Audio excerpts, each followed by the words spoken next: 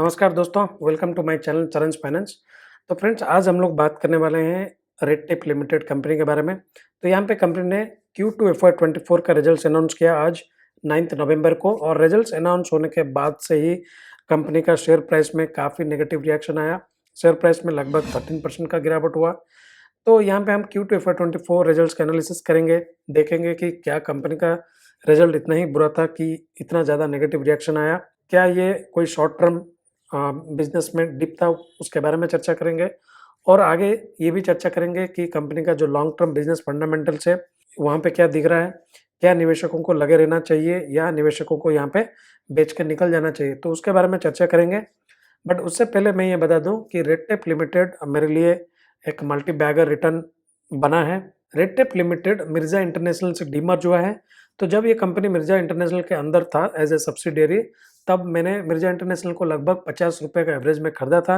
और अभी red tape limited even after this fall still trading at 483। तो मेरे लिए लगभग 10x का रिटर्न इस कंपनी में हुआ है। मिर्ज़ा इंटरनेशनल यानी रेड टेप का जो बिज़नेस फंडामेंटल है, उसके बारे में भी वीडियो बनाया है। और मैंने कैसे ये मल्टी बैगर ढूँढ के निकाला, उसमें क्या प्रोसेस मैंने इम्प्लीमेंट किया, उसके बारे में भी वीडियो बनाया है। So you guys can go back to my channel and see those videos. तो वहाँ पे आपको रेड टेप लिमिटेड का बिज़नेस के बारे में और मेरा जो प्रिंसिपल था कि कैसे मैंने मल्टी बैगर ढूँढ के निकाला, उसके बारे में स्टडी कर सकते हैं।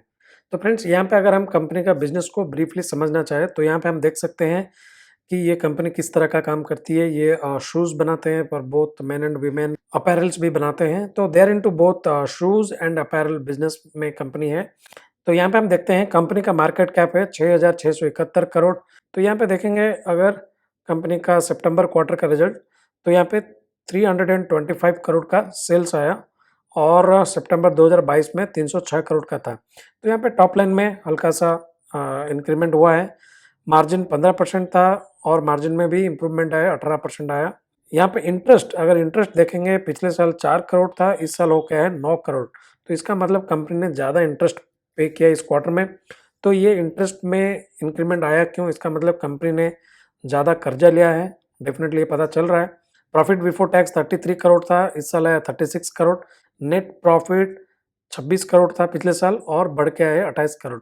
तो अगर प्राइमा फेसी डेटा देखते हैं, तो इनिशियल ऑब्जर्वेशन में ये पता चलता है कि कंपनी का रिजल्ट्स उतना बुरा नहीं है। तो यहाँ पे चाहे टॉप लाइन देखें, बॉटम लाइन देखें, यहाँ पे इंक्रीमेंट हुआ है।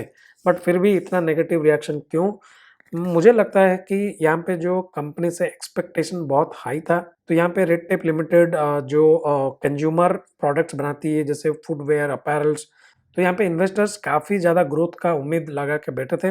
बट वो एक्सपेक्टेशन के हिसाब से जब ग्रोथ नहीं आया, इसीलिए काफ़ी नेगेटिव रिएक्शन देखने को मिला। बट डिटेल में जब हम चर्चा करेंगे, तब पता चलेगा कि क्या आगे ये गिरावट जारी रहेगा या ये शॉर्ट टर्म पैनिक था। तो चलिए यहाँ पे अभी सेगमेंटल रेवेन्यू देखते हैं। तो जैसे मैंने बताया स्टार्टिंग में कि कंपनी 2 तरह का प्रोडक्ट्स बेचती है, फुटवियर एंड जो दूसरा है गारमेंट्स एंड एक्सेसरीज यानी अपैरल्स। तो यहाँ पे देखेंगे किस तरह का ग्रोथ रहा। तो फुटवियर में कंपनी का इस साल रेवेन्यू आया 179 करोड़ और पिछले साल था 191 करोड़। तो फुटवियर का सेल्स थोड़ा डिप हुआ है। दैट इज़ ए कंसर्न कि इंडिया जैसा ग्रोइंग मार्केट है, जहाँ पे कंज्यूमर डिमांड बहुत हाई है, यहाँ पे गिरावट क्यों आया? This is a point of concern. Then अगर हम गारमेंट्स एंड एक्सेसरीज देखें, वो था पिछले साल 115 करोड़, इस साल आया 142 करोड़। रिजल्ट्स की बात करें कि कौन सा सेगमेंट में किस तरह का रिजल्ट आया, तो फुटवेयर देखेंगे, यहाँ पे प्रॉफिट बिफोर टैक्स आया 23 करोड़, पिछले साल था 19 करोड़। तो इवन दो सेल्स गिरा है, but profit before tax margin बढ़ा है फुटवेयर में।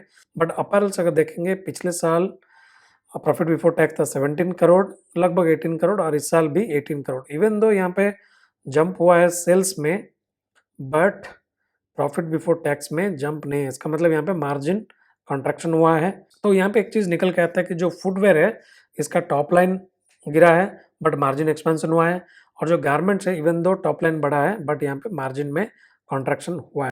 Cash from operating activities half year, अगर 6 महीने का डेटा देखते हैं, तो यहाँ पे net profit before tax 99.9 crore, almost 100 crore.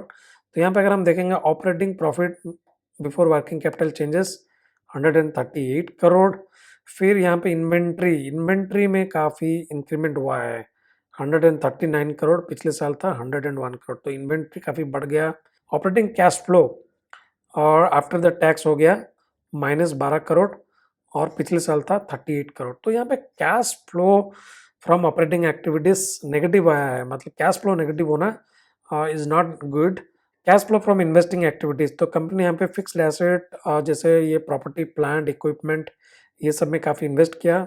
इस H1 FY24 में 128 करोड़ का, पिछले साल 48 करोड़ का इन्वेस्टमेंट था। तो यहाँ पे इन्वेस्टमेंट कंपनी बढ़ाई है, उसके चलते net cash used in investing activities में भी नेगेटिव है, -124 करोड़। तो operating cash flow negative, investing भी नेगेटिव। तो कंपनी ये जो फंडिंग किया कैसे, तो यहाँ पे अगर हम देख सकते हैं कंपनी ने काफ़ी कर्जा लिया है। यहाँ पे देख सकते हो दो तरह का बोरिंग हुआ है। यहाँ पे short long term borrowing 23 almost 24 crore and short term borrowing almost 127 crore. तो कुल मिला के लगभग 150 करोड़ का कर्जा लिया है कंपनी।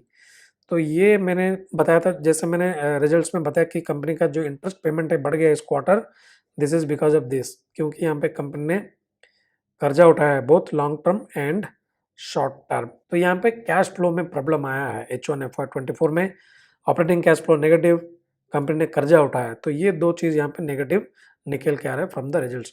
तो जब भी कोई कंपनी का रिजल्ट्स अनाउंस होता है उसको डीपली समझिए, सिर्फ पैट का डेटा पे ट्रस्ट मत कीजिए, कंपनी का जो कैश फ्लो है उसको ध्यान से देखिए, क्योंकि कैश फ्लो काफ़ी डेटा बताता है कि इवन दो कंपनी प्रॉफिट कर रही है, क्या वो कैश में कन्वर्ट हो पा रहा है कि नहीं।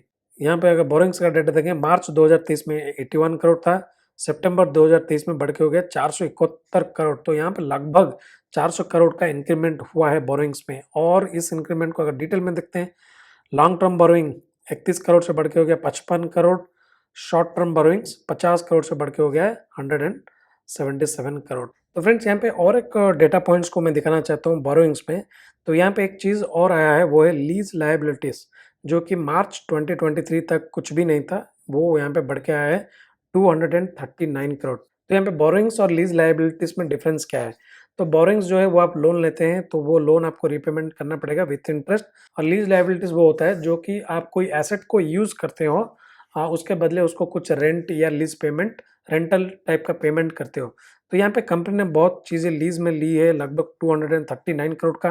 तो यहाँ पे वो देखना पड़ेगा कि किस तरह का लीज़ है, क्या वो कोई वेयर हाउस लिए हैं, कुछ मशीनरीज लिए हैं या लैंड लिए हैं, तो वो डिटेल्स देखना पड़ेगा।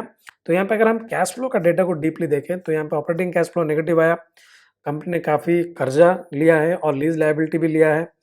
और दूसरा चीज़ ये है कि यहाँ पे कुछ इन्वेस्टमेंट कंपनी की है अपना प्लांट मशीनरीज में, बट यहाँ पे कुछ डेटा नहीं है। ये कंपनी ना ही इन्वेस्टर प्रेजेंटेशन दे रही है या कोई कॉन्फ्रेंस कॉल हो रहा है कि यहाँ पे हम पता कर सकें कि ये जो आप लोन उठा रहे हैं, ये जो लीज लायबिलिटी ले रहे हैं, कि how why do you need this loan, company क्या करने जा रही है, क्या कैपेक्स कर रही है, क्योंकि कुछ तो कैपेक्स कर रहे हैं, क्योंकि इनका जो परचेज ऑफ प्लांट मशीनरी से वो बढ़ा है। तो यहाँ पे कंपनी कुछ कैपेक्स कर रही है, तो बट उसका डिटेल्स यहाँ पे इन्वेस्टर्स को पता नहीं चल रहा है, क्योंकि कंपनी की तरफ से कोई कम्युनिकेशन नहीं है। तो उसके चलते ये जो नेगेटिव एनवायरनमेंट क्रिएट हो रहा है वो समझा जा सकता है। कोविड का पीरियड से लेकर जो 2021 और 22 में बेहतरीन परफॉर्मेंस किया बिजनेस वाइज, बट ये पहला क्वार्टर है जहाँ पे हमें थोड़ा सा नेगेटिविटी दिखाई दे रहा है।